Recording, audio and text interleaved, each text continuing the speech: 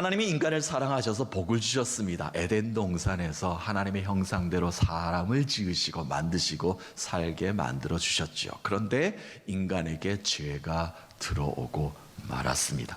안타까운 현실을 받아들인 아담과 하와는 하나님의 낯을 피하여 에덴으로 동쪽으로 쫓겨나게 됩니다. 더 이상 에덴으로 들어올 수가 없게 되었죠.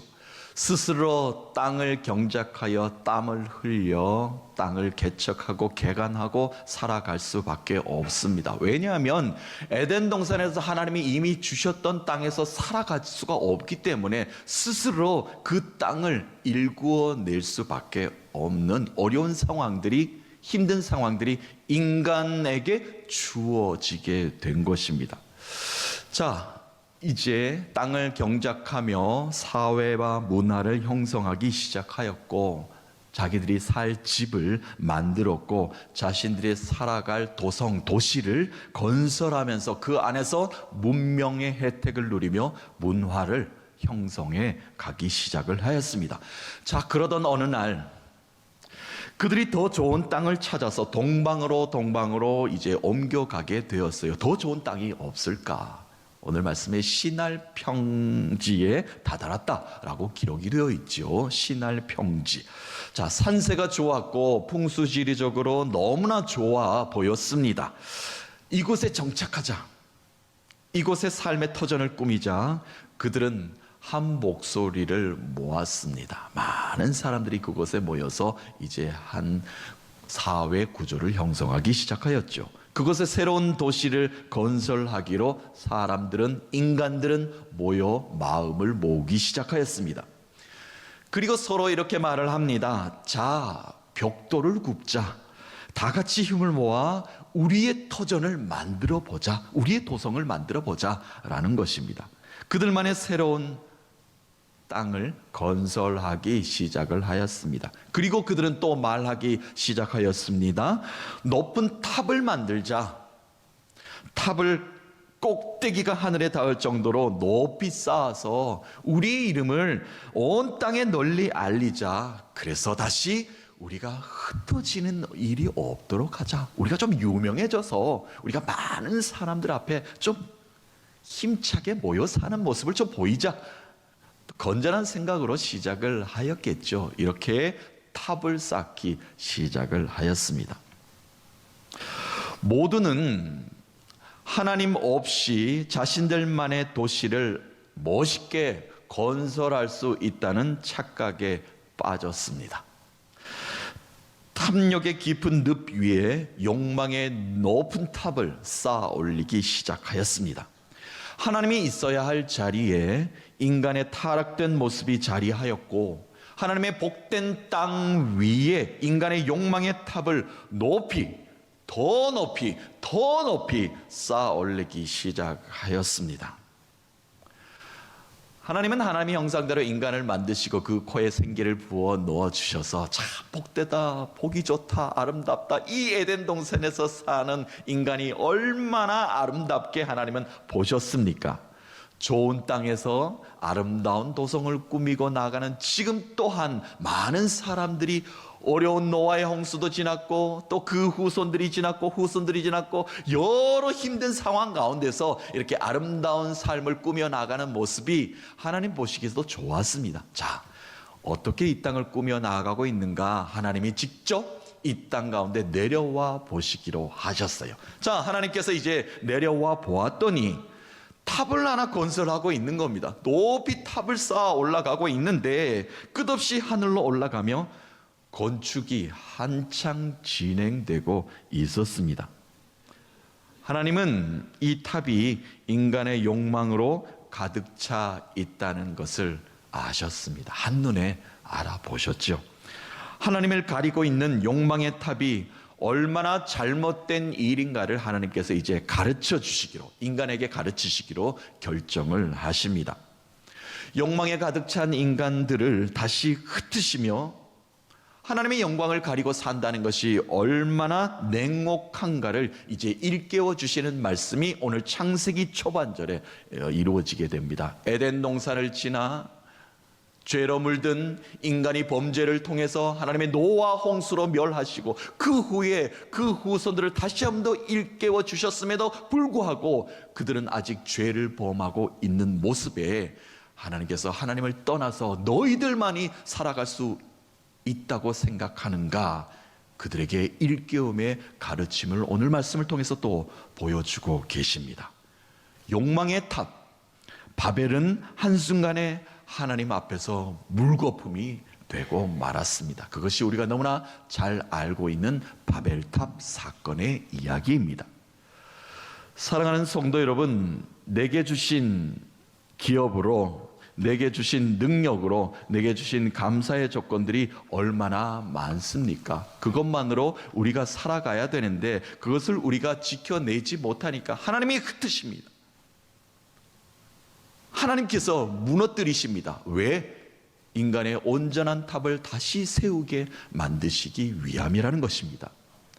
바벨탑에 가려진 하나님의 이야기가 오늘 우리에게 전개되고 있습니다. 바벨탑을 얼마나 높이 쌓아 올렸으면 전능하신 하나님이 안 보일 정도였겠습니까? 이것은 상징적인 의미이지만 말이죠. 인간이 쌓아 올린 문명의 바벨탑이 있습니다. 또한 언어의 바벨탑이 하나님을 가리웠고 그 일로 인하여 한순간에 무너지는 인간의 나약함을 드러내고 말았습니다. 창세기 앞에서부터 인간의 그런 모습이라는 것을 우리에게 일깨워주고 있습니다.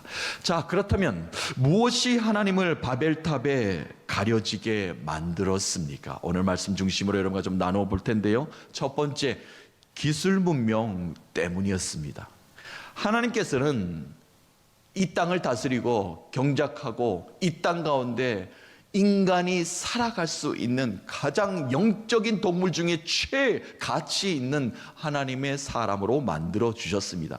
그리고 손에 기술을 주었다는 겁니다. 하나님께서 인간에게 기술을 주셨습니다. 주신 기술로 살아갈 터전을 쌓아 올리게 만드셨고 그곳에서 하나님의 살아 역사하심을 증거케 만들어 주셨습니다. 삶의 가치를 높이시며 문명의 발전을 이어가게 만들어 주셨죠. 자, 이제 시날 평야에 도착한 많은 무리들의 인간들이 벽돌 굽는 법을 이제 터득하였습니다. 늘 건축 양식에는 돌을 날라서 쌓아 올렸죠.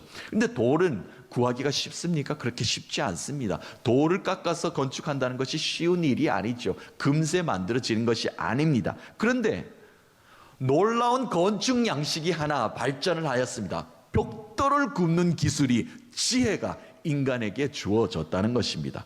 드디어 인간의 삶에 자신감이 생기기 시작하였습니다. 우리가 유랑하면서 살 필요가 없다. 여기서 터전을 쌓을 수 있다. 벽돌을 굽자. 벽돌을 다 구워서 우리가 살 집을 만들자.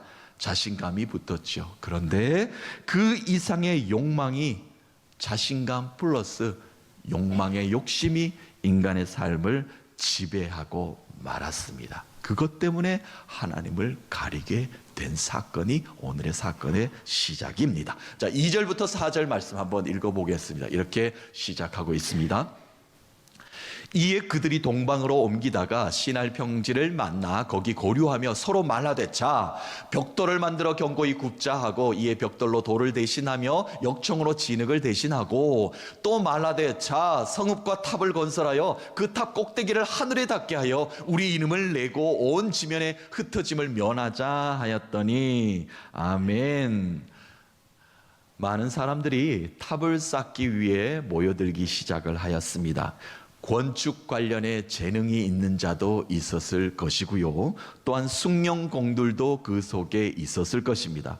이 일에 함께할 사람들이 꽤나 많이들 모였습니다. 시간이 지날수록 벽돌을 찍어내니까 벽돌이 수북이 쌓여만 갔습니다. 그 모든 것이 잘 되고 부흥을 만끽하였습니다. 그러나 탑을 쌓아 올리면서 하나님을 대적하게 되었고 허상과 환상의 조형물을 만들기 시작하였습니다. 오늘도 우리 삶 가운데 복제된 바벨탑이 삶의 곳곳에 얼마나 쌓아 올려지는지 모릅니다. 더 높이 오르려고만 발버둥치는 정치판에서, 또한 어떻게 무너지지 않으려는 경제 구조의 틀 안에서, 손해보지 않고 더 높이 부를 축적하려는 사랑이 식어버린 사회 구조 속에서, 우리의 눈과 귀를 현혹하는 타락된 문화 속에서, 누군가가 가르쳐주지 않아도 인간의 타락된 바벨은 오늘 곳곳에서 복제되고 또 복제되어 죄라는 이름으로 세워지고 있습니다. 하나님께서는 하나님의 나라, 하나님의 도성에서 하나님의 백성들이 거대한 도시를 만들며 아름다운 조형물을 만들어 가심을 기뻐하십니다. 하나님이 주신 아름다운 동산을 가꾸라 말씀하셨기에 보시기에 좋았다, 이렇게 하나님께서는 말씀하시는 분입니다. 그런데 탑을 쌓아 올리면서 그 속에 인간의 욕심과 죄를 담아내고 있다면 그 건축은 멈추게 하십니다. 그리고 무너지게 하십니다. 하나님의 뜻이 아니라 내 생각으로 쌓아 올린 건축물은 아름답지 못합니다. 시작은 하나님의 뜻이라고 시작을 했겠죠. 그러나 끝은 자신의 이름을 드러내기 때문에 하나님은 거부하십니다. 하나님은 절대 인정하지 않으십니다. 내 삶에 주신 재능과 은혜가 있습니다. 그것을 감사하지 못하고 욕망으로 내 삶의 탑을 쌓아 올라간다면 하나님은 절대 인정하지 않습니다. 그 우리의 인생의 탑을 오늘 예배를 통해서 한번 점검해 보았으면 합니다.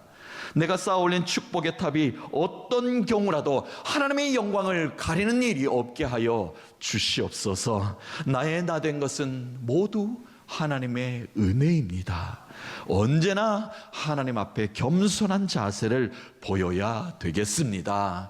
사랑하는 성도 여러분, 내게 주신 기업으로, 내게 주신 재능으로, 내게 주신 감사의 조건들로 온전히 하나님께 영광 올려드릴 수 있는 복된 탑을 건설하시는 여러분의 삶 되시기를 예수 그리스도를 간절히 소망하며 축복합니다.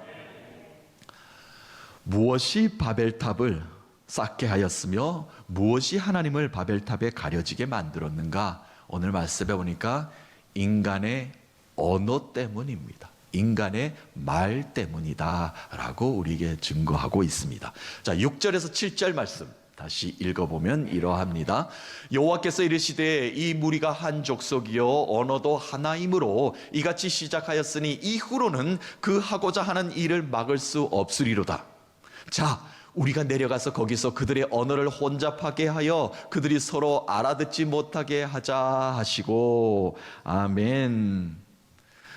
하나님은 인간들에게 언어를 주셨습니다. 서로 말하는 것 알아듣게 소통할 수 있게끔. 그래서 한 사회를 구성할 수 있게 하나님은 언어를, 말을 주셨지요. 그래서 도시를 형성하고 건물을 세우고 탑을 만들면서 하나님이 정해 주신 이름을 부여하기 시작하였습니다. 언어가 있어야 이름을 부여할 것 아니겠습니까? 그래서 모두가 공통된 말과 언어로 그것을 공유하게 하셨습니다.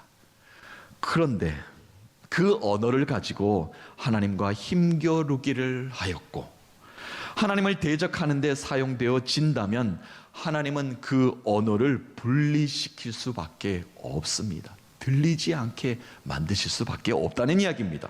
서로의 입과 귀를 닫게 만드셨고 서로의 말을 알아들을 수 없게 만들어 버리셨습니다. 오늘 말씀에 오니까 지면에 그들의 언어를 흩으셨다, 혼잡하게 만드셨다, 무슨 말을 해도 들리지 않게 만드셨다, 소통이 안 되게 만드셨다라고 기록이 되어 있습니다. 표현이 되어 있죠.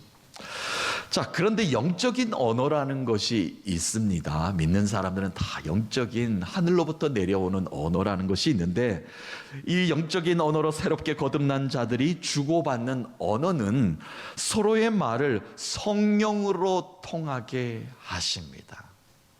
사도행전에 보면 오순절 마가 요한의 다락방에 오순절입니다. 예수 그리스도께서 다시 오신다 말씀하시고 얼마 지나지 않아 오순절을 경험했는데요. 많은 사람들이 성령 체험을 하게 됩니다. 각 지역에 모여든 각 나라의 모든 사람들이 서로 다른 말로 막 기도하기 시작해요. 다른 말로 방언을 합니다. 그런데 들리는 겁니다. 다 알아듣는 겁니다. 하늘의 언어로 기도하니까 더 이상 필요가 없는 겁니다. 어디서 왔는지, 어디 사람인지, 어디에서 모든 언어를 가지고 왔는지 말할 필요가 없는 겁니다. 서로 이렇게 통용된 언어로 성령 충만한 모습을 서로 무슨 말 하는지 알아듣게 되었다는 것입니다. 우리가 잘 아는 말씀이에요. 사도행전 2장 5절에서 8절 말씀 읽고 본문으로 다시 오겠습니다. 그때의 경건한 유대인들이 천하 각국으로부터 와서 예루살렘에 머물러 있더니 이 소리가 나매 큰 무리가 모여 각각 자기의 방언으로 제자들이 말하는 것을 듣고 소동하여 다 놀라 신기하게 여겨 이르되 보라, 이 말하는 사람이 다 갈릴리 사람이 아니냐? 우리가 각 사람이 난 곳 방언으로 듣게 되는 것이 어찌 됨이냐? 아멘. 어찌 우리가 갈릴리 사람들의 말이 들리는가? 성령으로 하나 되니 말이 하나 되었습니다. 긍정적인 말에는요, 긍정적인 권능이 따릅니다. 그러나 부정적인 말에는 부정적인 현실이 바로 따라옵니다. 가나안을 눈앞에 둔 이스라엘 백성들, 이제 가데스 바네아라는 곳에 정착하게 되었죠. 그곳에서 이제 우리가 들어갈 땅, 하나님이 약속하신 땅에 들어가는데 어떤 땅인가? 이제 12지파의 대표들을, 정탐꾼을 보내었습니다. 정탐꾼이 40주야간 속속들이 다 그 땅을 둘러보고 이제 돌아왔습니다. 그리고 보고하기를 부정적인 보고로 공포를 하기 시작합니다. 그 성읍은 너무나 견고하여 우리가 절대 넘을 수 없습니다. 우리의 힘으로는 도저히 불가능한 일입니다. 또한 그곳에는 거대한 장수들이 살아가고 있기 때문에 우리는 그들을 절대 이기지 못합니다. 그들에 비하면 우리는 메뚜기에 불과합니다. 연약합니다. 부정적인 말을 내뱉었고 온 이스라엘 백성들이 듣고 있는 가운데 그것을 공포하고 말았죠. 자, 이 말을 듣고 있던 백성들은 밤이 새도록 모세와 아론을 원망하면서 달려들였습니다. 밤새도록 모세를 괴롭혔으니까 모세가 얼마나 힘들었겠습니까? 그렇게 성경은 기록이 되어 있습니다. 이렇게 그들은 모세를 원망하며 달려들였죠. 애굽 땅에서 조용히 늙어 죽게 놓아두지 이곳에 데려와서 우리가 그들의 칼에 죽게 만들 속셈인가? 차라리 이 광야에서 우리를 죽게 놓아두라. 우리가 다른 지휘관을 세워서 애굽으로 돌아가리라. 모세를 향하여, 아니요, 하나님을 향하여 정면 도전을 하였습니다. 여호와 하나님은 이 백성들의 밤새도록 원망하는 소리를 다 듣고 계셨고, 듣고 계신 여호와 하나님께서는 모세에게 이렇게 말씀을 하십니다. 민수기 14장 27절 28절 여호와 하나님이 모세에게 하신 말씀이에요. 나를 원망하는 이 악한 회중에게 내가 어느 때까지 참으랴? 이스라엘 자손이 나를 향하여 원망하는 바 그 원망하는 말을 내가 들었노라. 그들에게 이르기를 여호와의 말씀에 내 삶을 두고 맹세하노라. 너희 말이 내 귀에 들린 대로 내가 너희에게 행하리라. 아멘. 그들이 말한 그대로 그들은 가나안 땅에 들어가지 못했습니다. 광야에서 40년 동안 방황하다가 유랑하다가 광야에서 죽었습니다. 부정적인 말, 원망의 말이 하나님 귀에 들리는 대로 그대로 이루어졌습니다. 사랑하는 성도 여러분, 내 입술의 온전한 말과 나의 마음의 온전한 묵상만이 주께 연락되기를 소망합니다. 입술의 말 때문에 하나님의 영광 가리는 일이 없게 하셔서 내 입술의 말로 통해서 다시 새로운 바벨탑을 쌓는 일이 없게 만드셔서 언제나 긍정적인 언행심사로 하나님께 영광 올려드리셔서 하나님의 복된 탑만, 그 하나님의 나라만 건설하시는 여러분 되시길 예수 그리스도의 이름으로 축복합니다. 자, 오늘 말씀 마무리가 됩니다. 결국 욕망의 탑이 허물어졌습니다. 그렇죠? 또한 인간의 언어가 사방으로 모두 흩어졌습니다. 8절부터 9절까지 말씀입니다. 이렇게 마무리가 됩니다. 여호와께서 거기서 그들을 온 지면에 흩으셨으므로 그들이 그 도시를 건설하기를 그쳤더라. 그러므로 그 이름을 바벨이라 하니 이는 여호와께서 거기서 온 땅의 언어를 혼잡하게 하셨음이니라. 여호와께서 거기서 그들을 온 지면에 흩으셨더라. 아멘. 사람들의 언어가 하나이다 보니 모이면 하나님을 대적하고 모이면 하나님의 뜻에 어긋나는 말들로 욕망의 탑을 쌓고 또 쌓고 멈추게 되면 또 새로운 욕망의 탑을 쌓는 모습에서 하나님은 그들의 언어를 흩어버리셨다라고 기록되어 있습니다. 서로가 무슨 말을 하는지 알아듣지 못하게 만들었습니다. 결국에는 서로가 다른 문명 속으로 다른 문화를 찾아 흩어지게 되었습니다. 하나님의 백성이 아니면 하나님을 온전히 섬기지 않는 공동체는 하나님께서 이렇게 인정하지 않으심을 창세기 시작부터 우리에게 증거하고 계십니다. 예수님께서 십자가로 향하시면서 이제 유월절, 마지막 유월절을 맞이하셨죠. 맞이하시면서 예수님이 성전으로 올라가시게 되었는데, 예루살렘 성전 말입니다. 성전 안에서 소와 양과 비둘기 파는 상인들이 예수님 눈앞에 들어왔습니다. 또한 돈으로 환전하는 상인들을 보이셨습니다. 예수님께서는 엎으시면서 내쫓으시면서 상인들이 가지고 있는 돈상을 강력하게 엎으셨습니다. 내 아버지 집을 장사하는 집으로 만들지 말라. 이곳은 예배하는 곳이지 이익을 따지거나 이윤을 남기는 곳이 아니다. 이 부패한 성전을 허물라. 내가 사흘 만에 새롭게 다시 세우리라. 하나님을 가로막고 있는 성전 예루살렘은 무너질 것이다. 예루살렘을 통해서 하나님께서 선포하셨습니다. 내가 사흘 만에 그러나 다시 세울 것이다. 새로운 것을 세울 것이다 라고 말씀하셨습니다. 십자가의 죽음으로 끝난 것이 아니었죠. 다시 새롭게 거듭난 인생이 되어 하나님을 바라보게 만들어 주셨습니다. 예수님이 우리를 십자가에서 구원하지 않으셨다면 아직도 그 예루살렘의 도성은 부패한 도성이 될 수밖에 없었을 것입니다. 그러나 예수님께서 새롭게 너희들을 건설할 것이다 라는 말씀을 십자가에서 보여주셨고 부활의 능력으로 보여주셨습니다. 예수님은 인간이 쌓아올린 죄악의 바벨을 십자가에서 허무신 모습이었습니다. 우리는 어떤 건축을 해야 됩니까? 어떤 집을 세워야 합니까? 반석 위에 집을 세우는 슬기로운 자가 되어야 합니다. 지혜로운 말과 행실로 비바람이 몰아치고 창수가 날지라도 믿음의 반석 위에 굳게 세워진 견고한 신앙의 삶을 우리가 살아야 되겠습니다. 그것을 우리에게 오늘도 원하고 계시고 요구하고 계십니다. 솔로몬도 성전을 아름답게 지었습니다. 다윗은 원했지만 하나님께서 솔로몬에게 그 일을 맡기셨죠. 솔로몬이 성전을 아름답게 만들고 많은 백성과 함께 성전 봉헌식을 함께 하나님께 올려드렸습니다. 그때 솔로몬은 하나님께 이렇게 간곡한 기도를 하나님께 올려드립니다. 하나님이시여, 이 땅 가운데 이 나라에 앞으로 어려운 재앙이 임할 때에 우리가 성전으로 달려와서 하나님을 향하여 기도하게 하여 주시옵소서. 그 성전이 있다는 것이 얼마나 감사합니까? 라고 솔로몬은 고백하였습니다. 그리고 하늘에서 우리의 기도를 들으시고 이 재앙에서 우리를 속히 벗어나게 하여 주시옵소서. 간절한 기도 아닙니까? 오직 하나님이 함께 하시는 성전에만 마음이 있었던 솔로몬이었습니다. 이 솔로몬의 간곡한 기도를 들으신 하나님이 솔로몬의 마음을 기쁨으로 받으셨습니다. 그날 밤에 솔로몬에게 하나님은 나타나셔서 위로의 말씀을 솔로몬에게 주셨습니다. 열왕기상 9장 3절 우리가 외우는 말씀이기도 한데요, 이 말씀 읽어보면 이러합니다.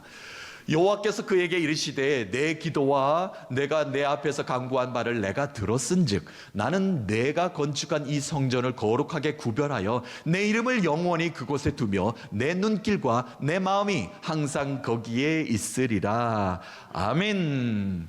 우리가 쌓아올린 내 삶의 아름다운 성전이 있습니다. 내 삶의 아름다운 예배 처소가 있습니다. 그곳에 하나님의 눈과 마음이 있을 줄로 믿습니다.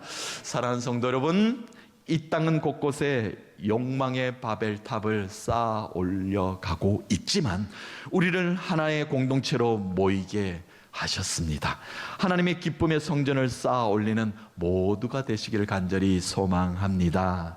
내 입술의 말과 나의 마음의 묵상이 주께 연락되어 하나님의 눈과 하나님의 마음이 우리의 삶을 이끌어 주실 줄로 믿습니다. 내 삶에 가리고 있는 모든 바벨탑을 걷어내고 하나님을 온전히 바라보는 우리 모두가 되어야 될 것입니다. 그 은혜로, 그 소망으로 한 주간 살아가셔서 하나님이 나와 함께 하심에 감사합니다. 기뻐하며 영광 올려드릴 수 있는 믿음의 권속들 되시기를 살아계신 예수 그리스도의 이름으로 축복합니다.